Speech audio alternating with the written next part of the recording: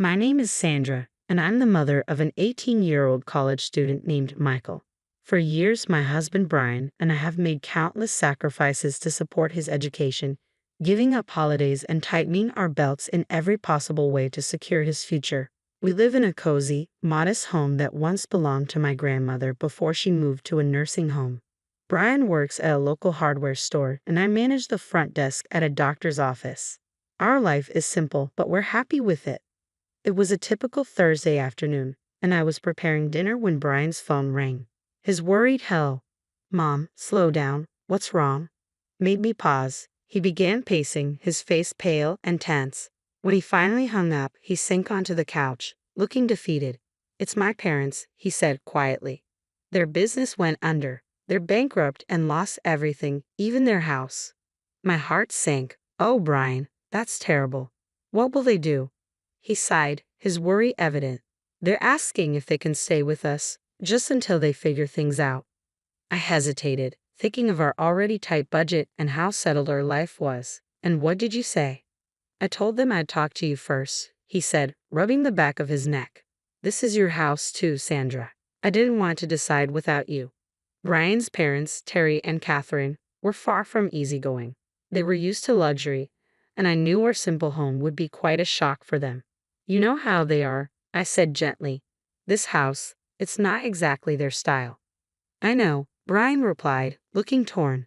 "But they're my parents, and they're really in a bind." I thought about it, remembering the times they'd visited and barely concealed their disdain for a modest setup. But knowing they were desperate enough to ask for help softened me. "All right, they can stay, but just temporarily, until they get back on their feet." Brian nodded gratefully and called his mother back. "Mom, Sandra and I talked it over. You can stay with us for a bit, but you'll need to start looking for your own place soon." I couldn't hear a response, but the firmness in Brian's voice. "Eyes, Mom, we're clear," said it all. The following week, they arrived. I stood on the porch, my stomach sinking as two massive moving trucks rolled up. Brian managed a forced smile, directing the movers. Terry was the first to greet him, slapping him on the back like he'd hit the jackpot. Catherine swept over to me, her perfume overwhelming as she kissed my cheek. "You're an angel for letting us stay," she said sweetly. I smiled, glancing nervously at the mountains of furniture and boxes now overflowing onto our front lawn. "Is this all just the essentials?" I muttered under my breath, trying to stay polite. "Oh yes," Catherine replied airily. "Just the basics, of course." Brian and I shared a worried glance as the movers began lugging in armchairs, boxes, and even a towering grandfather clock. It quickly became clear that the essentials were far from minimal. Every inch of our modest living room was being overtaken by their belongings, which seemed to multiply as each box was carried in. I pulled Brian aside as the movers took a break. "This is too much," I whispered. "They've brought enough to fill an entire house. Where are we supposed to put all of this?" He rubbed his temples, looking weary. "I know, Sandra. I'll talk to them. Let's just get through today." By the time everything was inside, our cozy home looked like a storage unit. Dinner felt cramped, with boxes stacked around us. Terry and Catherine seemed oblivious to the mess, laughing and chatting as Terry poured a glass of expensive wine. "Sandra, you have to try this," he insisted, swirling the wine like we were at a high-end tasting. Brian cleared his throat, trying to set some boundaries. "We'll need to go over some ground rules," he started gently. "Space is tight, and—" "Oh, don't worry about it, son," Terry cut him off, waving a hand dismissively. "We'll make it work, won't we, Catherine?" I forced a smile as they carried on, looking around at the piles of boxes and ornate decorations that had taken over our simple space. This was going to be a long stay. Life with Terry and Catherine was proving more challenging than I had imagined. A few days after they'd settled in, another strain surfaced. It was a Tuesday evening, and I was preparing a simple spaghetti dinner when Catherine strolled into the kitchen, her nose wrinkling in obvious distaste. "What's that smell?" she asked, her tone laced with disapproval. "It's dinner," I replied, trying to keep my voice even. "Spaghetti." "Where's the meat?" "The fresh herbs," she scoffed, peering over my shoulder as if the simmering sauce was somehow offensive. Hearing her tone, Brian stepped in, drying his hands on a dish towel. "What's wrong?" "The problem, Brian, is that we're expected to eat this." Catherine gestured toward the pot with disdain. Taking a steadying breath, I explained, This is what we usually have. We can't afford steaks and gourmet meals every night. Brian's expression hardened, and he turned to his mother, his voice firm. Mom, this is Sandra's home too. If you prefer something else, you're welcome to cook it yourself. Catherine's eyes narrowed as she retorted sharply, Oh, we will. And we expect you to provide the groceries we need. We're not used to living like this. I felt my patience fray. I understand that you're used to different standards, but this is what we can afford. Our budget doesn't cover luxuries. Terry, who had been quiet until now, interjected loudly, Then perhaps you should reconsider your budget. We're not animals to live off scraps. Brian's jaw clenched. Dad, that's enough. We're doing the best we can. Catherine huffed.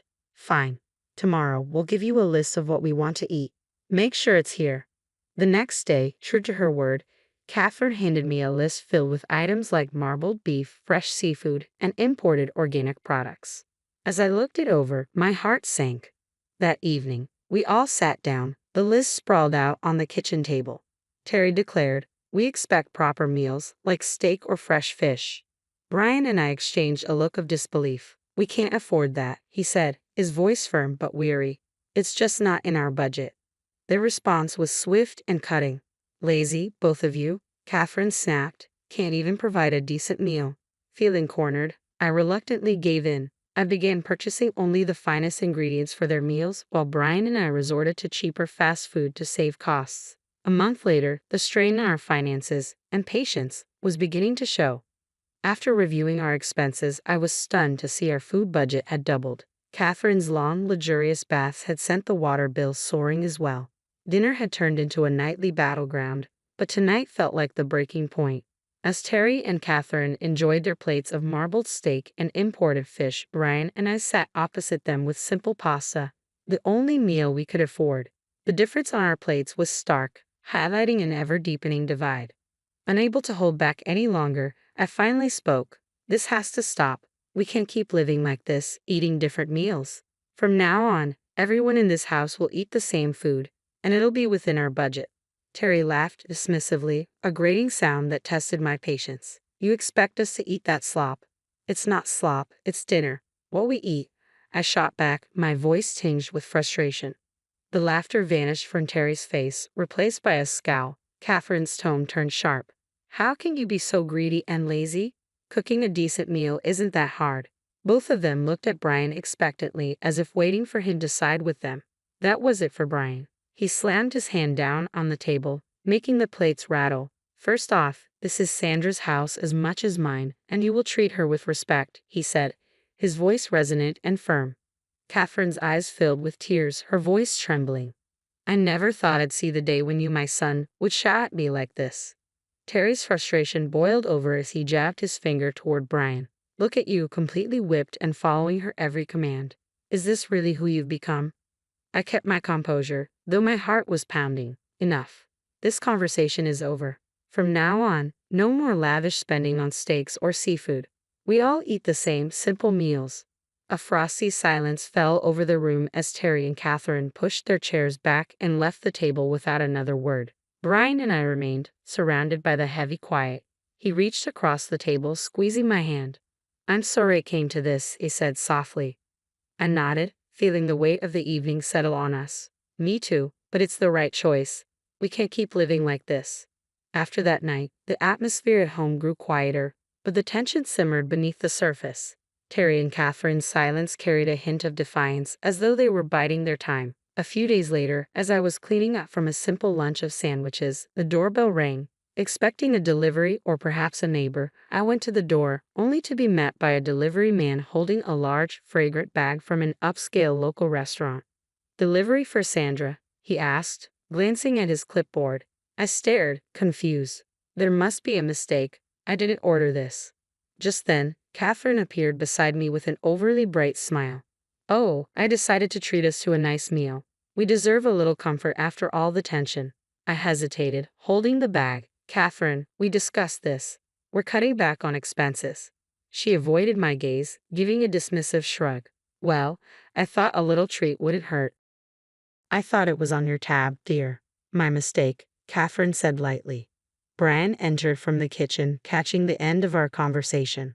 "What's going on?" he asked. "Your mother thought we deserved an expensive lunch," I replied, the weight of the bag in my hands suddenly feeling heavier.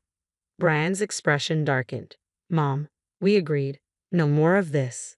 From the hallway, Terry's voice boomed. "What harm is a little lunch going to do? You can't expect us to live like hermits forever." I placed the bag on the counter, frustration rising. "It's not just about this lunch. It's every unnecessary expense. We've already said we're sticking to a budget." Catherine's demeanor turned icy. "If you're going to fuss over a simple meal, perhaps we won't bother next time." Brian pinched the bridge of his nose, exasperated. "It's not just about the meal. It's about respecting the household rules. You can't keep undermining us." The argument circled on until at last Terry and Catherine retreated to their room, leaving the untouched, costly lunch on the table. Brian and I exchanged a glance, a silent agreement that this had gone too far. "I'll call the restaurant, explain the situation, and cancel any future orders made without our approval," I said, picking up the phone. Brian nodded, his resolve firm. "I'll talk to them again. This sneaky behavior has to stop." Peace was fleeting. After the unauthorized lunch, Catherine and Terry simmered with barely concealed resentment, and the tension was thick enough to cut. Then, one evening, as I was washing dishes, the calm shattered once more. Brian had just come in from the yard, looking worn, and I was about to ask about his day when a sudden crash from the living room had us both sprinting to investigate. We found Terry looming over a shattered vase, one of the few heirlooms I deeply valued. "What just happened?" Brian asked, his voice measured despite the scene. "It just slipped out of my hand," Terry replied, his tone devoid of apology and edged with defiance. As Brian crouched to gather the broken pieces, I couldn't hold back. "That vase was an heirloom from my grandmother. It has more history with this house than any of us." Catherine, leaning in the doorway, dismissed it with a shrug. "It's just a vase. You can always find another." "That's not the point, Catherine," I shot back, anger rising. "This is about respect, something that's clearly lacking here." Terry raised his voice, his frustration boiling over. "Respect? How about the way you treat us like second-rate residents in our own home?" Brian rose to his feet, facing his father directly. "You're here because we allow it, Dad. Don't forget that." "It doesn't feel like we're allowed anything," Catherine snapped, her tone sharp. "It feels like we're just tolerated." Living with Terry and Catherine was like navigating a minefield, but one particular evening pushed me to my limit. We were sitting at the dinner table, the scene of countless past disputes, when Catherine dropped an astonishing new request. "Brian, I saw a lovely coat today, and I think we should use Michael's college fund to buy it," she said, as casually as if she were suggesting a change in coffee brands. I choked on my drink, setting my glass down forcefully. "Excuse me, what did you just say?" With a sweet smile, Catherine mistook my shock for agreement. "It's only money, dear. Michael can take out loans for college, and I do need a new coat." Brian, who had been silently fuming, slammed his fork down. "Mom, that's not happening. That fund is for our son's future, not for your shopping spree." Catherine's expression soured. "How can you deny your mother such a simple thing?" "It's not simple, and we're not discussing this further," Brian said firmly, bringing the matter to an unmistakable close. My last shred of patience finally broke. "Enough," I said firmly, standing up. Terry's voice rose, echoing through the room. "You're being unreasonable and cruel. We're your family." His tone turned cold as he added, "Maybe the local news would like to know how you treat your parents. Imagine what your employers might think." Anger and unease churned within me, but I felt my resolve solidify. "This isn't how a family behaves," I replied. "You both need to find somewhere else to live. This arrangement isn't working." Catherine started crying, casting herself as the victim, while Terry continued with accusations and thinly veiled threats. The argument ended with them storming off, leaving Brian and me in a heavy silence. Later, after the house had quieted down, I retreated to her bedroom and called my grandmother. She picked up after a few rings, her familiar voice a balm for my nerves. "Grandma, it's Sandra," I began, my voice thick with emotion. "What's wrong, my dear?" she asked, instantly concerned. I told her everything. The constant demands, the threats, and how unbearable life with Catherine and Terry had become. She listened patiently, occasionally murmuring softly, until I finished. "I'll come and stay with you for a few months," she decided without hesitation. "Are you sure, Grandma? What about the nursing home?" I asked. I'm sure, she replied. Sounds like you need me right now. Her arrival brought a much-needed breath of fresh air to her tense home. Although age had slowed her, Grandma's spirit was as resilient as ever. Terry and Catherine's discomfort was obvious, their unease practically palpable. I'll be staying on the ground floor, Grandma announced as she entered, her suitcase trailing behind. We might need to rearrange a few things. Terry barely concealed his irritation behind a forced smile. Of course, we'll make sure you're comfortable, right? He said, glancing at Catherine, who nodded stiffly. Grateful for her support, I finally felt like someone was here to set things right. After the movers adjusted the space to accommodate her, Grandma wasted no time in calling a family meeting. I've heard enough from Sandra about these issues, and I'm not pleased, she began, her tone sharp and direct. Terry started to object, but Grandma silenced him with a raised hand. I'm not finished. Technically, this house is still under my name. I allowed Sandra and Brian to stay here rent-free, but that doesn't extend to you too. Catherine's face went pale. You want us to pay rent? She stammered. Yes, I do. $5,500 a month, Grandma replied evenly. That's outrageous, Terry protested, rising to his feet. Grandma's gaze didn't waver. Considering the expenses you've run up, you could manage it by cutting a few luxuries. Her voice softened slightly, but her words held firm authority. If rent is too steep, you're welcome to find another place to live. Or if you stay, you'll help me daily, moving around, preparing meals, and making sure I take my medications. Catherine's defiant demeanor crumbled. She looked stunned, while Terry seemed caught off guard. Think it over, Grandma concluded, her tone leaving no room for argument. I expect your decision by tomorrow morning. The next day, I walked into the kitchen to find Terry and Catherine packing, boxes piled by the door. Terry glanced up briefly, saying, We've decided to move out. We found a small apartment. It's for the best, Catherine murmured, barely looking at me. The rest of the morning passed in a blur as they packed and moved out. Brian helped out of obligation more than anything else, and soon, our home was finally peaceful again. By mid-afternoon, the rooms they had occupied were silent, the echoes of their departure leaving a lingering sense of relief. Grandma, watching quietly, gave me a knowing smile. Well, that's that, she said with finality.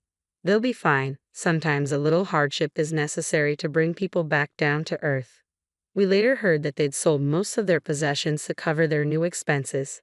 Their once lavish lifestyle had been reduced to the basics in a modest apartment. Grandma stayed for another 3 weeks, her presence a comforting anchor. When it was time for her to return to the nursing home, I felt both sadness and gratitude. Thank you for everything, Grandma. I don't know what we would have done without you. She waved me off with a smile. Oh, nonsense. You're stronger than you think. Just remember to stand up for yourselves. No one else will do it for you. Her words filled me with confidence. As I drove back home, the house felt more spacious and calm than it had in ages. That evening, Brian and I sat together on the porch, letting the gentle evening breeze soothe us. Life had thrown its challenges our way, but we've faced them as a team and come out stronger. And we were ready, whatever the future held.